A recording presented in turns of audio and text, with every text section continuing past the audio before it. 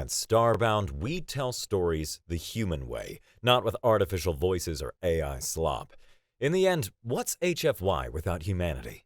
Subscribe to keep it this way. My name's Aurum. Let's begin. The Archon expected a plea for mercy. Alistair Finch had come to deliver an invoice. The air on the bridge of the Pax Imperia was sterile, scrubbed of personality by industrial-grade filters, leaving only the base hum of the life support systems and the olfactory signature of absolute authority. A scent like cold, ionized air particles and polished metal.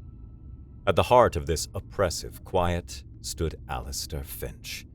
He was flanked by a dozen Dorn Praetorians, living statues whose very stillness implied a lethal potential. But he paid them no mind.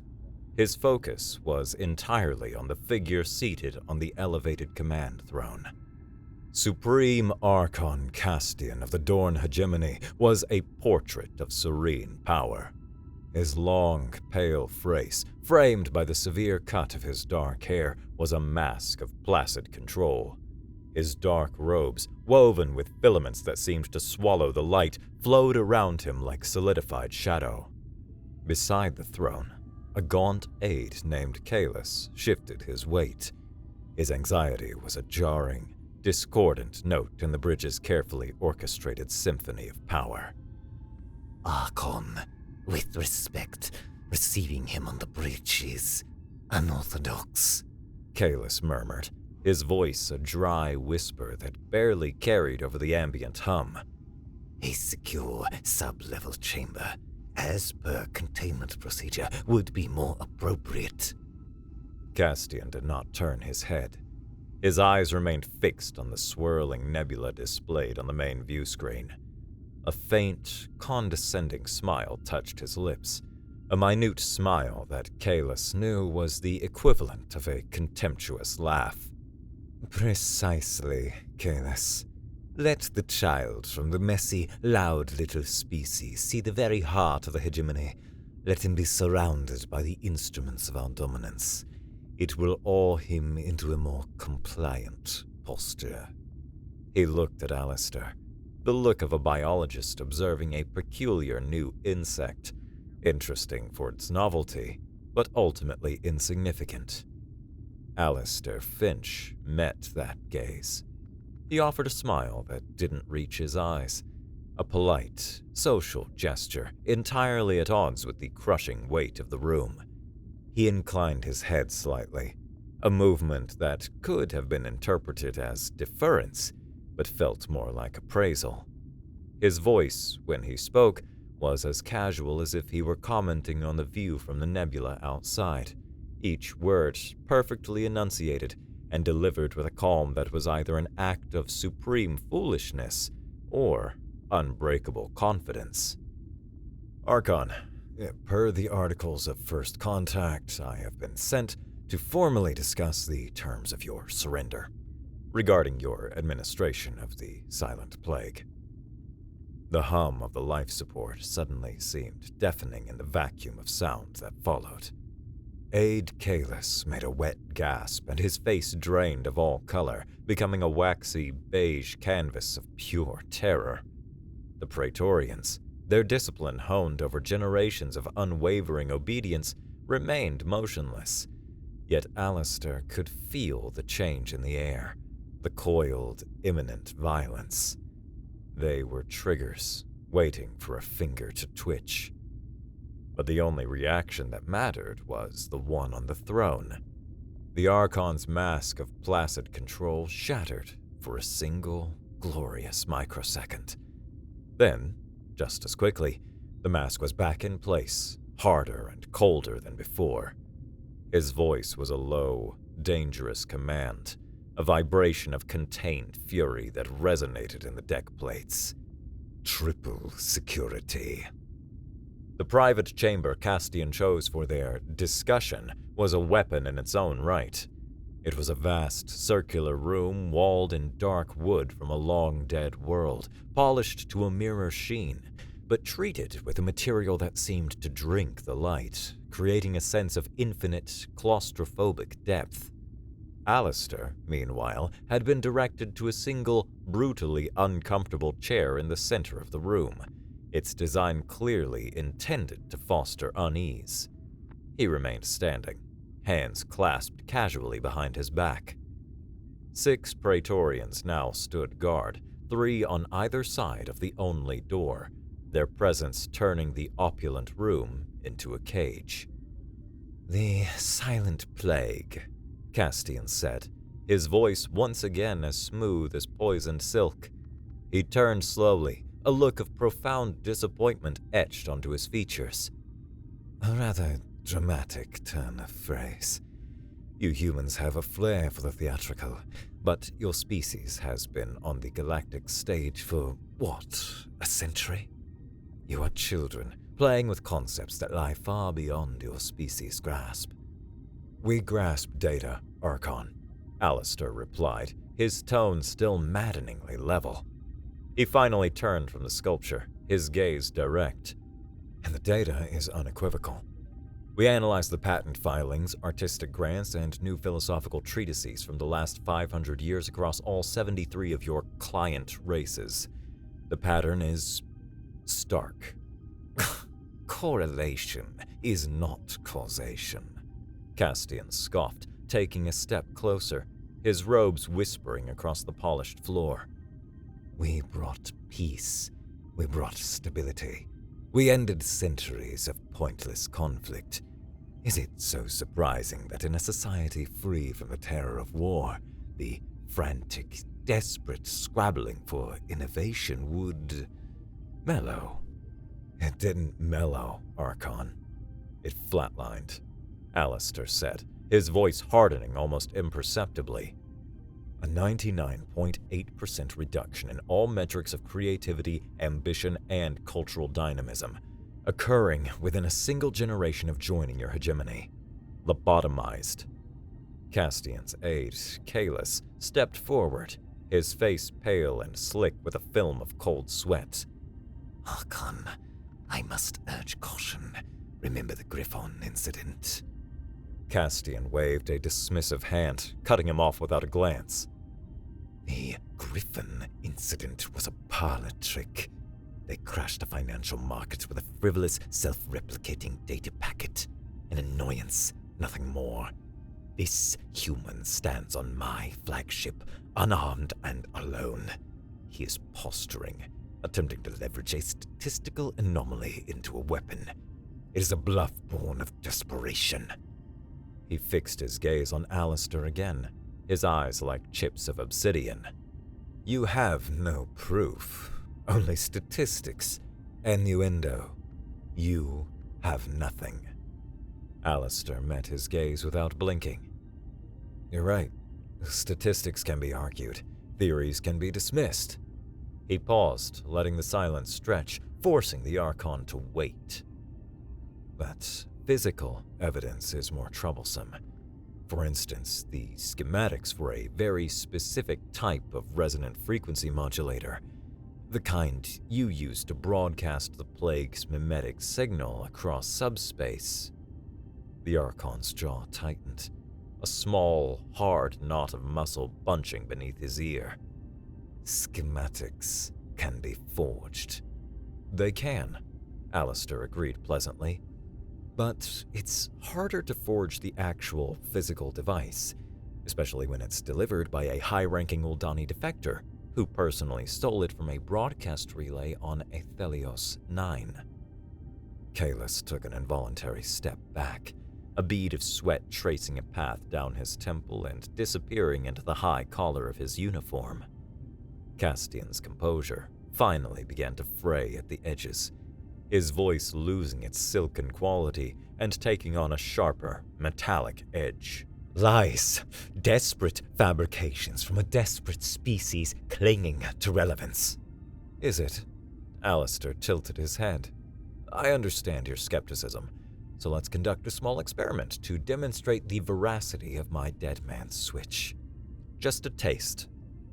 He glanced at a chronometer on the wall, a disk of liquid metal that displayed time with unerring accuracy. Approximately 1 minute ago, a single heavily encrypted data packet was delivered to the primary server of the Hyperion news conglomerate, a very reputable, very curious, and very widely read organization. The file is titled Hegemony Pacification Statistics, Uldan Prime. It's a lovely data set, full of charts, very damning charts. He reached into his breast pocket and produced a thin, metallic card, no thicker than a piece of paper. He slid it across the polished floor. It glided silently, spinning slowly, before coming to a stop a few feet from the Archon's boots. "That is the decryption key," Alistair said. "You have 5 minutes to use your private channels to contact Hyperion, verify the file's existence, and confirm the key works. If you do not, or if you try to interfere with my person or my team in any way, my next scheduled check-in will fail. And when it fails, the rest of the data, including those pesky modulator schematics and Borask's full sworn testimony, goes public to every news agency, government, and rogue hacking collective from here to the Galactic Rim. Your call, Archon. The clock is ticking." Castian stared at the card on the floor as if it were a venomous snake coiled to strike. His mind, a mechanism trained for absolute control, was racing, processing the variables Alistair had just introduced, variables that defied his every calculation.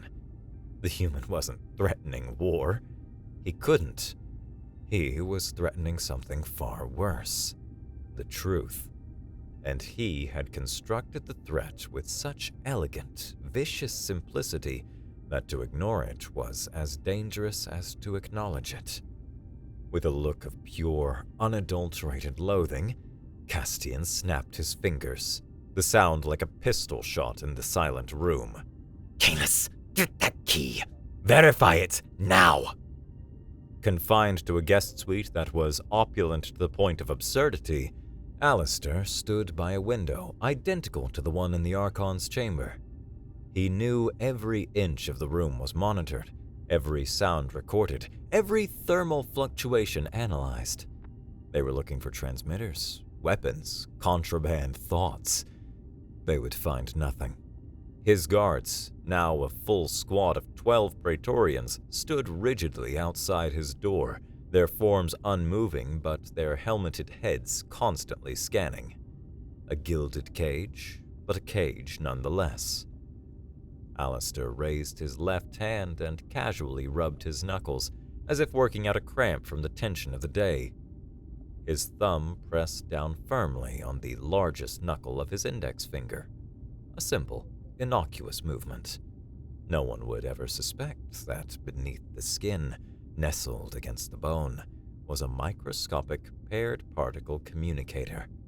It was a niche Terran technology, a communication system the Dorn had dismissed as a novelty during their initial assessment of human capabilities. It was too low bandwidth for any real data transfer and required a paired device to be created in the same state, making it useless for large-scale military networks. They were right. It was useless for sending battle plans or schematics, but it was perfect for sending a single bit of information, on or off, yes or no. Go. The communicator drew no power that could be detected, emitted no radiation that could be scanned. It simply altered the spin state of its paired twin, light years away across the gulf of space. It was a message sent via the very fabric of reality, a whisper carried on the currents of the universe, utterly invisible to the hegemony's electromagnetic jammers and comprehensive sensor sweeps. They were looking for a shout and missed the message that was already on the other side of the galaxy. Alistair dropped his hand and walked over to the suite's lavishly stocked bar. He poured himself a glass of water, his expression placid, almost bored. The first move was made. Now it was time for the chaos to answer. The stray comet was not a pretty ship. It was a cobbled-together monstrosity, a Class 4 orbital garbage hauler that had been gutted and rebuilt so many times it was less a single vessel and more a flying testament to desperation and ingenuity. It currently sat nestled in the densest part of a planetary ring's debris field, its hull plating scarred, mismatched, and chemically treated to perfectly mimic the albedo of the surrounding junk. Inside, the cockpit was a chaotic nest of exposed wiring, mismatched consoles from half a dozen manufacturers, and the lingering metallic odor of overstressed power conduits and stale caffeine. Yokasta Glitch Nowak saw the signal on a tiny, custom-built monitor tucked away beneath her main console. A single light on the display, which had been a steady, ominous red for the past 3 hours, blinked once and turned a brilliant, vibrant green. She let out a whoop that echoed through the small ship, slamming both palms down on her console with a percussive clap. Bingo! The big, beautiful madman did it! Alistair's caged and the light is green! She yelled to the ship's only other occupant. It's go time, big guy! In the crammed space behind the pilot's seat, Borask sat cross-legged on the deck plating. He was an Uldani, a species known across the galaxy for their placid demeanor, their quiet obedience, their complete lack of ambition. But Borask was an anomaly, a statistical error in the hegemony's grand equation. He was immense, a mountain of muscle and bone forged in the low-gravity, high-radiation environment of a deep space mining colony, a place where the hegemony's mimetic broadcast was too weak to fully penetrate. When he was reintegrated with his people as a young adult, the full force of the silent plague had washed over him. But instead of succumbing, his mind, already formed and hardened, recoiled. He had spent the next 30 years of his life faking it. 30 years of suppressing every instinct, every ambition, every spark of rage. 30 years wearing a mask of docility, while a volcano of fury churned within him, the pressure building with every passing day, every casual insult, every patronizing glance from a Dorn overseer. At Glitch's shout, his eyes snapped open. They were dark, intelligent, and blazing with an intensity that would have terrified any Dorn who saw them. The pressure he held in check was a physical force, a density in the air that seemed to press on the hull plates. The mask was gone. "The time for patience is over," he rumbled, his voice a low bass note that vibrated through the deck, a sound like tectonic plates grinding together. Glitch grinned, her fingers already a blur across her keyboard, coaxing life into dormant systems. Her face was illuminated by the green glow of a dozen hostile intrusion displays coming to life. Patience is for suckers and statues. I've got a planet-sized tyrant machine to prank call. She cracked her knuckles, a loud snapping sound that echoed in the tight confines of the cockpit. All right, you pompous Dorn pricks. Let's go rattle the bars. The first sign of trouble on the bridge of the Pax Imperia was subtle. The main chronometer, a symbol of Dorn discipline, flickered. For the barest fraction of a second, it displayed the time as it would be 3 days from now. Then it snapped back. The officer on duty noted it, filed a low-priority diagnostic request, and thought nothing more of it. That was Glitch's polite cough before kicking down the door. Then she kicked. A brute force assault would have been clumsy, a battering ram against a fortress. Her attack was a toxin introduced into the ship's bloodstream. She didn't try to break the ship's primary firewall. Instead, she slipped in through the neglected, low-security network that managed the crew's personal amenities. She'd found the vulnerability weeks ago, hidden in the ordering system for the officers' mess hall. Apparently, no one had ever considered the catastrophic potential of a weaponized appetizer menu. From that tiny foothold, she swarmed through the ship's secondary systems like a virus. She desynchronized the internal chronometers by microseconds at first, then by entire seconds. Alarms for shift changes rang at random intervals, sowing confusion and irritation. An officer would glance at his datapad, see it was time for his duty cycle, and arrive on the bridge to find the person he was relieving insisting he was an hour early, leading to quiet, simmering arguments that chipped away at the ship's rigid order. Logistical schedules for cargo and maintenance became gibberish. The ship, a model of interlocking schedules and automated responses where no energy was ever wasted, began to stumble over its own feet. Okay, baby, let's turn up the heat, Glitch muttered, her eyes wide with exhilaration. She called her own ship baby, but the Pax Imperia systems were her new favorite toy. She dove into the armory network. She didn't disable weapons, that would be too obvious and trigger immediate high-level alerts. Instead, she subtly altered the ammunition counts in the heads-up displays of the Praetorians' helmets. A guard standing watch would glance down and see his rifle's ammo counter read 9 when he knew he had a full clip. Another's would read 248. Doubt, a corrosive and unfamiliar emotion for a Dorn soldier, began to creep in. A tiny seed of uncertainty planted in the most disciplined minds in the galaxy. Next, the comms. She didn't cut them. She flooded them.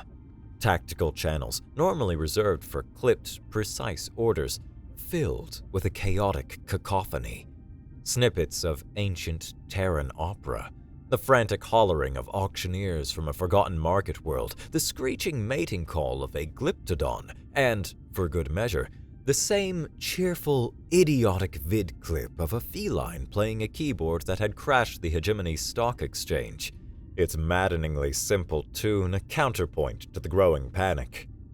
On the bridge, Archon Castian watched his world descend into chaos. Report! He snarled, his voice cutting through a sudden deafening blast of jaunty sea shanties.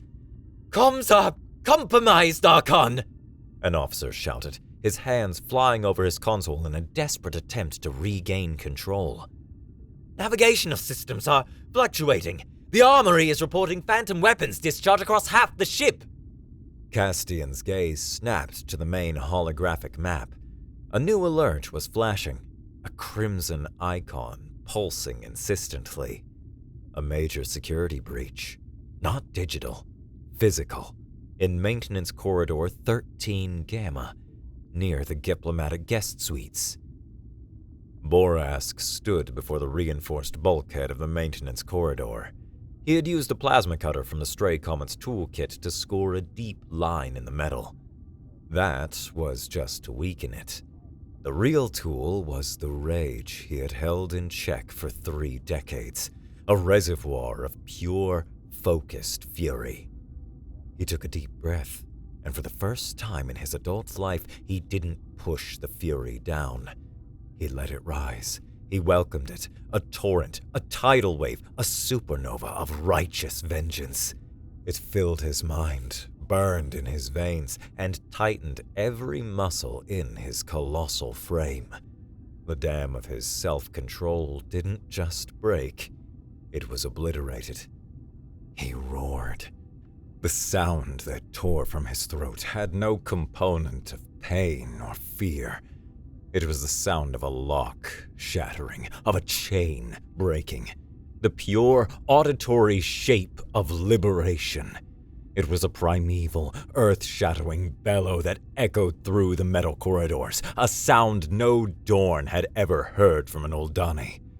He lowered his shoulder and charged. The impact was cataclysmic. The weakened alloy screamed, buckled, and tore from its moorings with a shriek of tortured metal. Borask burst through the wall in a shower of sparks and shattered plating. He didn't slow. He was a force of nature, a living battering ram of stolen potential made manifest. The first 2 Praetorians outside Alistair's suite turned just in time to see the Uldani behemoth thundering toward them, a creature from a nightmare they never knew they could have. They raised their rifles, their movements clumsy with shock. Borask crashed into them, sending them flying like discarded dolls, their armor clattering against the far wall. He ripped the door to the suite from its hinges with a single, powerful tug. He hurled it down the hall. It smashed into the responding security team, a spinning shield of metal that created a brief, violent pocket of chaos. A crash of metal, a scatter of bodies. He was a roaring manifestation of a species' stolen soul, his only goal to draw every single gun on the ship to him. He was the thunder that hid the lightning. It was working perfectly. Alistair heard the roar. He was ready. While the guards reeled from Glitch's digital chaos, Alistair had been busy. He'd used the fine edge of a decorative statuette to pry open a small service panel near the floor, one he had identified from the ship's public schematics. Inside was a simple conduit for the room's water reclamation system. He'd spent 10 minutes working it loose with his bare hands. When Borask's rampage began, the guards outside were too distracted by the approaching roar to notice the small trickle of water seeping out from under the door. By the time the Oldani had turned the corridor into his personal playground, the polished floor was coated in a thin, treacherous film of water. Alistair stepped out of the suite just as a squad of 8 Praetorians rounded the far corner, rifles raised. Borask, seeing them, let out another defiant roar and charged, drawing their fire and attention. Borask! Alistair shouted, his voice cutting through the din of alarms and weapons fire. The Oldani, without breaking his stride, slammed his massive fist into a primary power conduit on the wall. The corridor lights exploded in a shower of sparks. Darkness fell, punctuated only by the frantic muzzle-flashing strobes of Praetorian rifles. In that first moment of blindness, the lead guard slipped on the wet floor. His feet went out from under him, and he went down hard, taking 2 comrades with him in a clattering, chaotic pile of limbs and armor. Alistair moved, low and fast. His simple, leather-soled shoes found purpose where their heavy, magnetized boots slid and skidded on the slick surface. He sprinted past the flailing, disoriented guards, a ghost in the chaos. He reached Borask's side as the Oldani bodily threw a Praetorian into the ceiling with enough force to dent the metal plating. Auxiliary hangar, Bay 3! Alistair yelled over the din. Glitch is on her way! Borask grunted, a sound of grim satisfaction. He grabbed a rifle from a fallen guard, not to fire, but to use as a massive club, swinging it in a wide arc that cleared a path through the confused soldiers. The giant warrior carved a path of destruction, while the calm humans slipped through the gaps he created. They fought their way through a ship that was actively fighting itself, past flashing emergency lights and against soldiers who couldn't trust their own equipment or even the ground beneath their feet. They rounded a final corner and saw it, the hangar bay. The huge inner blast door was already halfway closed, a descending wall of steel. She's cutting it close! Alistair yelled. She times things perfectly. Borask boomed back. Through the closing gap, they saw the stray comet screaming in, its scarred hull glowing from atmospheric friction. Its forward-facing cannons, usually used for vaporizing space debris, opened up, stitching plasma bolts across the hangar floor and forcing Dorn pursuit teams to dive for cover behind equipment and stacked crates. The ship didn't land. It swooped, its rear loading ramp slamming down onto the deck with a deafening clang that echoed through the cavernous space.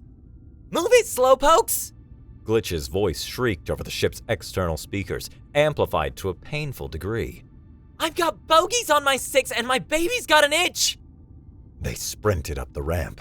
Borask turned at the top, swinging the rifle like a baseball bat, knocking one last, determined Praetorian back into the hangar.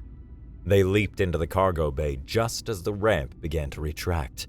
The blast doors slammed shut with a final, echoing boom, sealing them in darkness and the rumbling thunder of the ship's engines.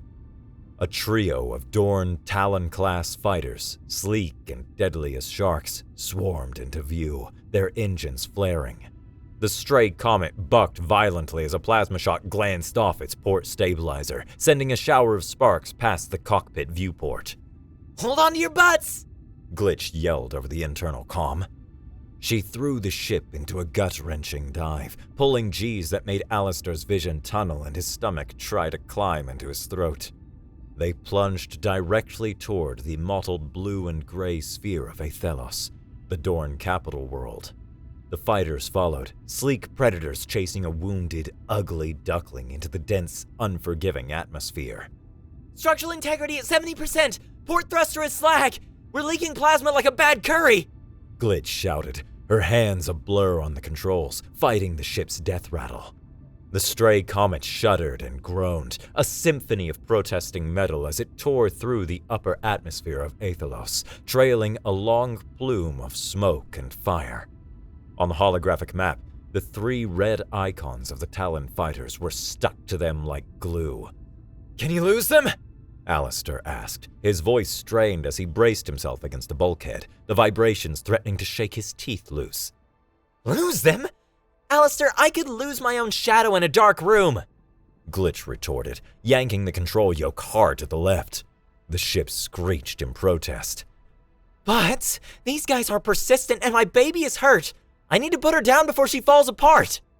A guided crash, then, Borask stated, his deep voice preternaturally calm. He was wedged into a corner of the cockpit, an immovable mountain against the violent shuddering of the ship.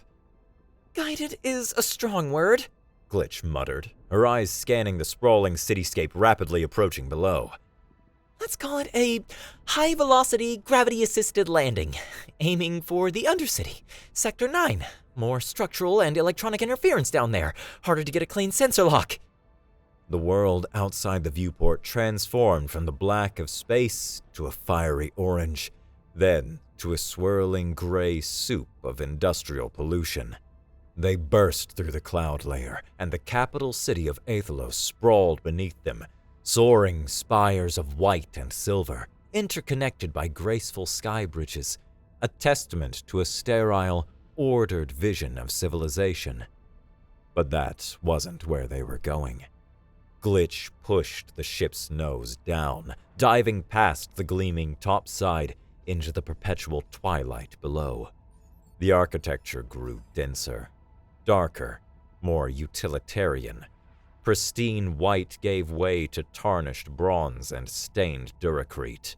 The light from the sky was choked off, replaced by the flickering, garish glow of holographic neon signs advertising products and services no one in the sunlit world above ever saw. This was the Undercity, the grimy, functional bowels of the metropolis. They were still a meteor of junk metal screaming toward the ground. Glitch found what she was looking for, a wide, abandoned maglev freight canal, choked with mountains of refuse and slick with a constant, drizzling rain. All right, baby. Time for your nap, she whispered, her voice a strange mix of regret and grim determination. The stray comet slammed into the canal with a sound like the world ending. Metal shrieked, groaned, and tore. The ship skidded for half a kilometer, carving a deep, smoking furrow through decades of compacted garbage, before smashing nose first into the foundation of a colossal hab block and shuddering to a violent halt. The silence that followed was broken only by the hiss of ruptured conduits and the steady, rhythmic drumming of acidic rain on the ship's tortured hull. They were alive. They were on the enemy's homeworld, and the entire hegemony knew the neighborhood. They spilled out of the crippled ship into a world of perpetual dusk and dripping water. The air was thick with the sharp scent of discharged energy cells, wet metal, and the faint, pervasive smell of boiled cabbage. Towering structures blotted out what little sky remained, their surfaces plastered with flickering holographic ads whose neon light cast long, dancing shadows that made the alleyways and canals seem alive. Okay, systems are shot, Glitch said, tapping at a datapad she'd grabbed, her face illuminated by its diagnostic warnings. Main comms are fried, power core's cracked. She's not flying anywhere until I can salvage a ton of parts that don't exist down here. Good news is, the crash probably scrambled our immediate sensor signature. They know the neighborhood, not the address. That gives us a window, Alistair said, his eyes scanning their surroundings, cataloging exits, cover, and potential threats. But a small one. Castian will cordon off this sector and sweep it block by block with thousands of troops. We need to move. Move where? Glitch asked, gesturing at the oppressive, labyrinthine cityscape. We're in the belly of the beast, and the beast has indigestion. To the heart, Alistair answered. The central command core for the Silent Plague is here, on Aethelos. Broadcasting a signal of that magnitude requires a massive power source and a physical anchor. They wouldn't trust it to an off-world location. It has to be here. Borask, who had been silently observing the towering buildings with an unnerving stillness, pointed a thick finger toward the darkest, most imposing spire in the distance. A black needle of a building that pierced the lower clouds, its peak lost in the smog. There, the Omni Nexus, central hub for all planetary communications and energy distribution. If a core exists, it would be there. He's right, Glitch said, pulling up a stolen schematic on her datapad. Most secure facility on the planet. The Foundation goes down 30 levels. The lower levels are classified. No data available. That's our spot. Their journey through the neon jungle began. They stuck to the shadows, moving through forgotten maintenance tunnels that smelled of rust and decay, and over slick, rusted catwalks spanning bottomless, fog-filled chasms. They were making good time until they rounded a corner and walked straight into Hegemony Patrol. 6 enforcers, the domestic police of Aethelos, clad in black armor, carrying stun batons and pulse carbines. They were systematically scanning the dead-end alley with sweeping beams of light. Halt! Identify yourselves! The lead enforcer barked, his voice amplified and metallic. I can try to spoof their comms, create a ghost signal. Glitch whispered, her fingers hovering over her datapad. They'll have us pinned before you can type hello, Alistair muttered, seeing no easy path of retreat. It was Borask who saved them. His eyes, long accustomed to the low light conditions of deep space mines, saw what the others missed. He pointed upward to a massive, rusted ventilation conduit running along the wall 20 meters above. A thick support strut holding it in place was corroded almost to the point of failure, streaks of rust bleeding down the wall. The strut, he rumbled. the sonic resonance from their carbines. The structural integrity is compromised. Alistair understood instantly. It wasn't a plan of attack. It was escape, wrapped in chaos. Glitch, on my mark, hit the lights on that noodle sign across the way, he ordered. Borask, you're the cue. Borask nodded in a slow, deliberate movement. He stepped out from behind cover and into the Enforcer's searchlights, raising his hands in a gesture of surrender. The lead Enforcer stepped forward, his carbine leveled at Borask's massive chest. On your knees, Oldani! Borask simply stared, his face a perfect mask of Uldani docility, but his eyes burned with an intensity so alien on one of his species that it gave the Enforcer a moment's pause. In that second of hesitation, Borask let out a low, guttural roar, a focused sonic frequency that was less a shout and more a weaponized vibration. The sound waves slammed into the narrow alley. The Enforcers staggered, their helmet audio screeching with feedback. The corroded strut shuddered violently. A crack appeared, spreading across the rusted metal like a lightning bolt. "Now!" Alistair yelled. Glitch hit the switch. The garish noodle sign across the alley exploded in a blinding flash of white light, turning the world into an overexposed photograph. In the same instant, the strut gave way with a groaning shriek of tortured metal. The massive conduit swung down like a colossal pendulum, crashing into the side of the building and blocking the alley with a wall of impassable, twisted metal. By the time the enforcers recovered their senses and vision, Alistair, Glitch, and Borask were gone, having slipped through a service hatch at the back of the alley that was now hidden behind the fallen conduit. Getting to the Omni Nexus was one thing. Getting inside was another.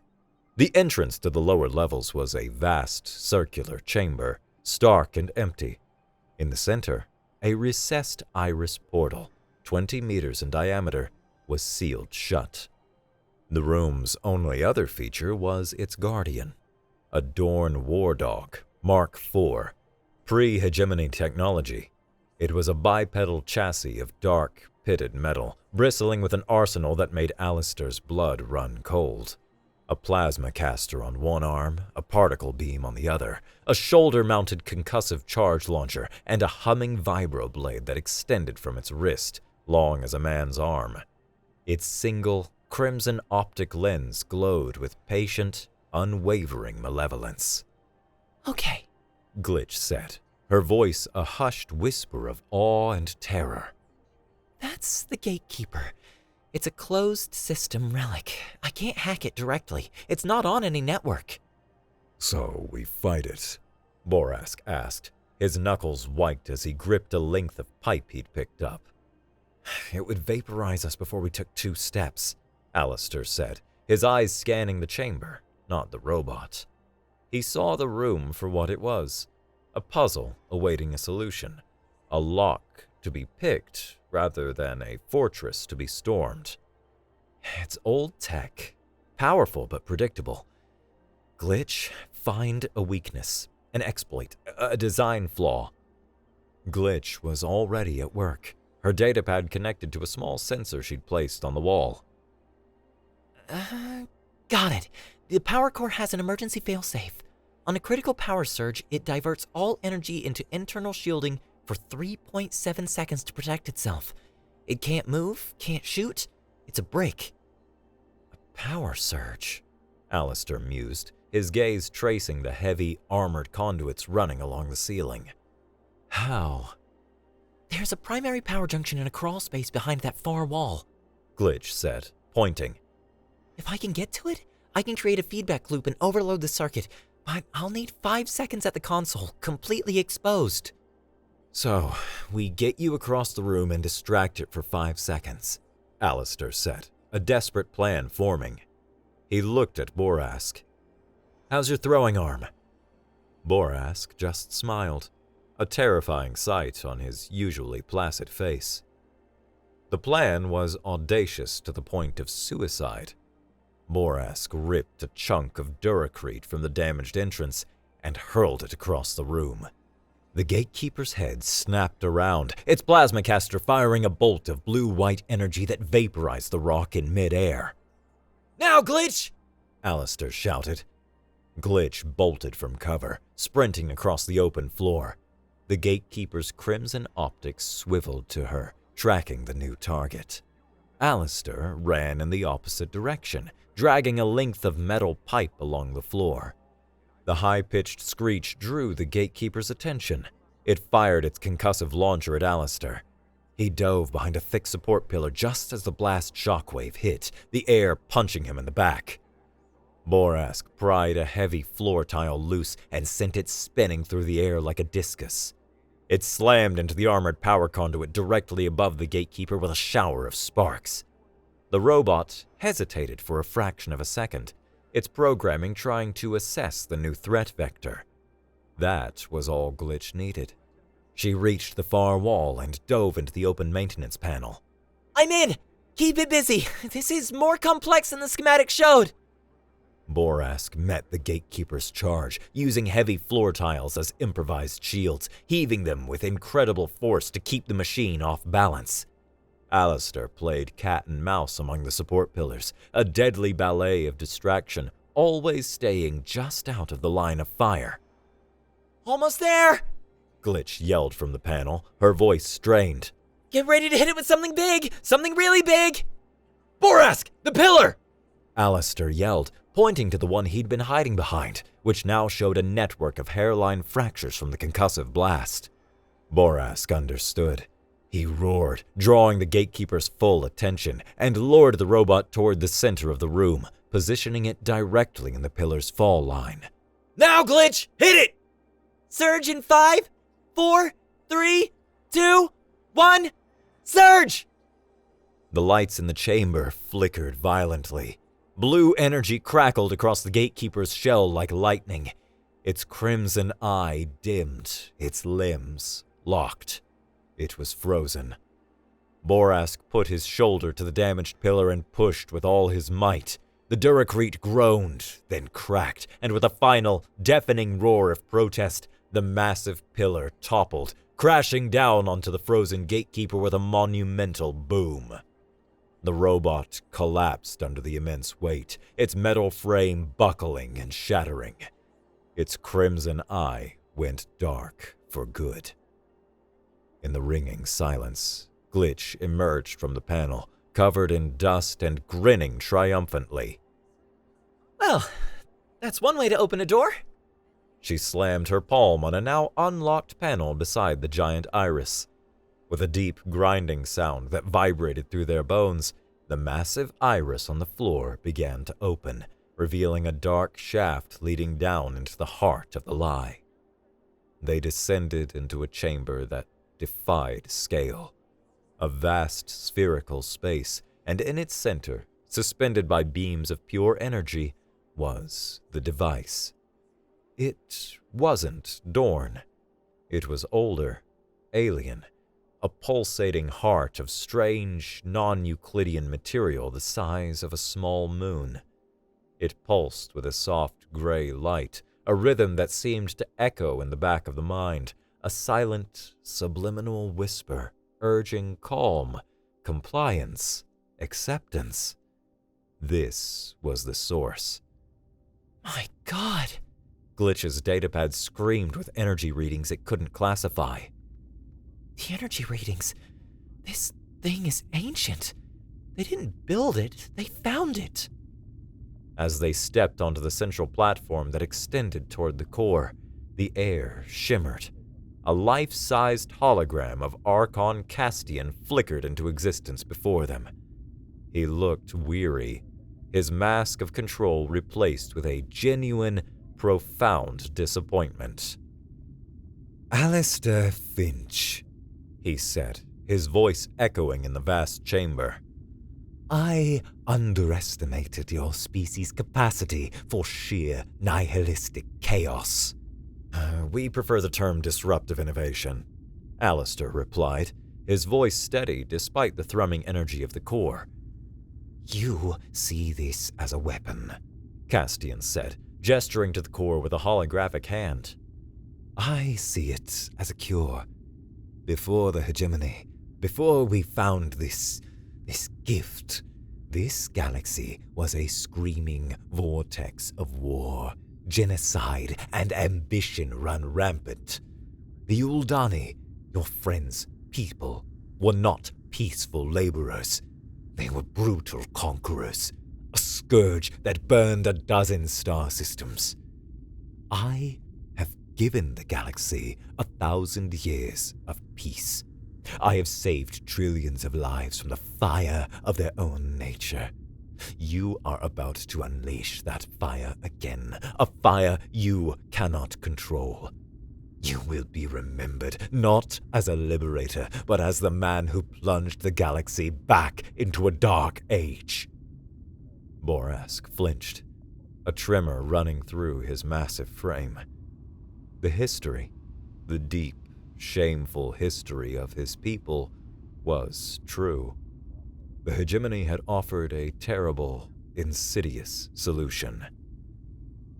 It's not my legacy to accept, Alistair said calmly. And it's not your peace to give. It's their choice, all of them. Glitch, shut it down. Glitch nodded, her face grim and set, and began interfacing with the core's ancient, alien control system. A pity, Castian said, and a cold, chilling smile touched his lips. I had hoped you were reasonable. You have forced my hand. I have one final contingency. The technology we gifted your races. The FTL drives, the power generators, the medical systems, is all slaved to this broadcast. It was our insurance. When the signal dies, a cascade failure will be triggered. A failsafe. It will brick everything. Every engine on every ship will go cold. Every life support system will fail. You will sterilize a dozen civilizations in a single silent moment. Glitch froze, her fingers hovering over the console. Alistair, She said, her voice tight with horror. the energy signatures, the way the tech is networked, he might not be lying. It's consistent with a cascade failsafe. The patterns are ambiguous, but there's a 12% probability that he's telling the absolute truth. If you're wrong, we commit genocide. The weight of the galaxy pressed down on Alistair. Trillions of lives hanging on his decision, balanced on a razor's edge of probability. He looked away from Glitch, from Borask's tortured expression, and focused entirely on the hologram of Archon Castian. He saw the supreme, unshakable confidence of a tyrant who believed he held an unbeatable hand. He's not, Alistair said, his voice quiet but absolute. Alistair, the data. Glitch started, her voice pleading. Forget the data, Alistair interrupted, his gaze unwavering, locked with the holograms. Look at him. Analyze the man, not the machine. He's holding a gun to the galaxy's head. If that gun were truly loaded, he would have told us the second I stepped onto his bridge. He wouldn't have negotiated, he wouldn't have blustered. He wouldn't have allowed us to get this far. It would have been his opening statement, not his closing argument. Alistair took a step forward, his voice dropping, dissecting the Archon with words like scalpels. This is a final, desperate bluff from a man who has already lost the game and is trying to sweep the pieces off the board. Analyze him, Glitch. He's a tyrant. Tyrants crave control above all else. They want to rule the galaxy, not obliterate it. Annihilation is failure. For him, it's the one outcome worse than losing. He turned to Glitch, his face set like stone. The 12% chance of catastrophic failure hung between them, a terrifying abyss of uncertainty. He's counting on our conscience, on our fear. Don't give him the satisfaction. Shut it down. With a final, decisive tap, Glitch initiated the shutdown sequence. A low, resonant hum filled the chamber, rising in pitch until it was a physical pain. The pulsating gray light of the core began to flicker, turning a chaotic, angry red. He's stalling! The hologram of Castian roared, his composure completely gone, replaced by raw fury. Elite forces converge on the core chamber! Terminate them now! The chamber walls exploded inward. Elite Dorn Praetorians in obsidian armor began rappelling down into the chamber on grav lines, their rifles already firing. Borask let out a roar that was no longer just rage, but a triumphant declaration of freedom. He grabbed a meter-long shard of the inert modulator's housing and charged into the incoming soldiers. He was a whirlwind of destruction, a single, unstoppable Uldani warrior fighting for the soul of his entire species. While Borask held the line, a maelstrom of metal and fury, Alistair confronted the Dorn commander who landed on the platform. The commander lunged, his vibroblade hissing through the air. Alistair sidestepped, whipping a loose power cable from the floor at the commander's feet. The Dorn stumbled. Alistair didn't press the attack. He just kept moving, using the environment, outmaneuvering him, outthinking him, a ghost in the machine. The core shrieked, its light collapsing inward on itself. With a final, deafening boom, a shockwave of pure silence erupted from it. The red light vanished. The agonizing hum ceased. The alien device went dark and inert. The heart of the lie had stopped beating. On a docking bay on Uldon Prime, a dock worker named Rykor was guiding a cargo container into place. His mind was a calm, gray fog of purpose. He felt a quiet satisfaction in a job done correctly, just as the Dorn overseer on the gantry above expected. And then, the fog vanished. It was a sudden, horrifying vertigo of the soul. The gray, comfortable, placid world in his head shattered, replaced by an explosion of sharp, painful, terrifyingly bright colors. 40 years of suppressed ambition, of forgotten dreams, of buried thoughts flooded his consciousness. Decades of resentment he never knew he had surged to the surface. He gasped, not in pain, but in profound, agonizing shock. The awakening was no sickness of the body. It was a revelation, an ignition of the spirit. He looked at his hands, truly seeing them not as tools for work, but as his own. Then he looked up. He saw the Dorn overseer, the man's face set in its usual expression of bored superiority. And Rykor, the placid Uldani dock worker, felt the first true, coherent emotion of his adult life. The simmering rage he never knew existed coalesced into a single, sharp point of clarity. He didn't moan or cry out. He let out a low, guttural growl and clenched his fists. He was not alone. All across the docking bay, across the city, across the planet, across the galaxy, the awakening was spreading. On 73 worlds, trillions of minds were suddenly, violently, and beautifully snapping into focus. The sickness was the cure, and its primary symptom was revolution. The fires of rebellion lit the undercity of Aethelos. The chaos was instantaneous and glorious. A Dorn enforcer telling a shopkeeper to close for curfew was met not with compliance, but with a thrown bottle. A small act of defiance that, multiplied by billions across the sector, became an inferno. Amidst this glorious anarchy, the team fought their way back to the crash site. Glitch, fueled by adrenaline and a stolen power cell, had patched the stray comet's essential systems together with wire, prayer, and sheer stubbornness. It was ugly, but it would fly. As they lifted off, the city below was a tapestry of newfound freedom. Skirmishes had broken out everywhere. The pristine upper levels, once symbols of order, were shrouded in smoke from burning vehicles and makeshift barricades. The 1,000-year hegemony was crumbling in a matter of hours.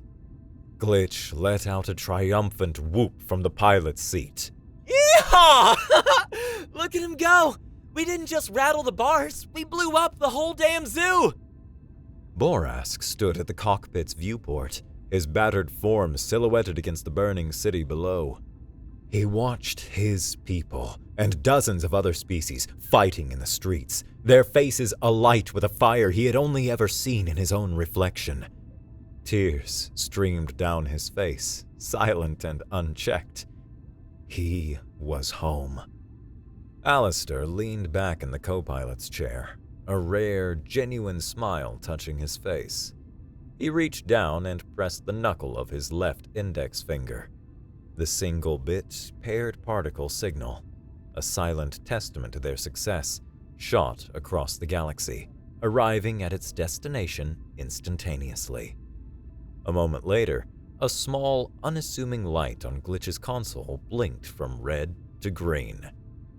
And that's the all clear, She said, a wide grin spreading across her face. Our deep space relay just got the go signal. It's transmitting the whole glorious, messy data package to Terran Command as we speak. Every last byte of it. Alistair nodded, watching the crumbling empire on the view screen. He keyed the ship's now secure standard comm system. The channel open to the highest levels of his own government. His voice was calm, steady, and carried the weight of a new galactic dawn.